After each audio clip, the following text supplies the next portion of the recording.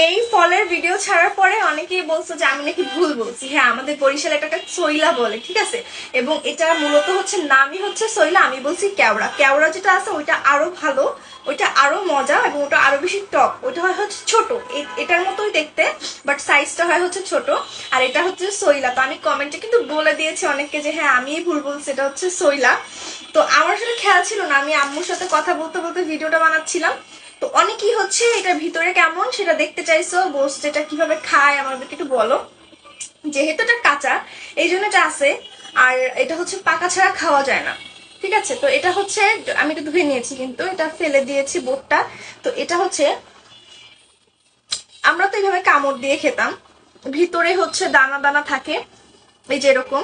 আমি তোমাদেরকে একদম দেখাচ্ছি। এবং এই যে মাংসের মতো যে অংশটা, মানে এটা হচ্ছে খুব টক টক, মানে এটা খেতে খুব ভালোই লাগে। আমি অনেক আগে খাইছি, মনেও নাই ধরতে গেলে।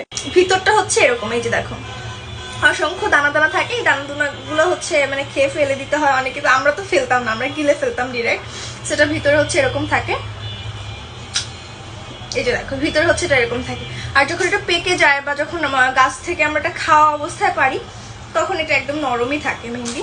আর এখন পাকবে কিনা আমি তাও জানি না, ভিতরটা হচ্ছে একদম এরকম থাকে।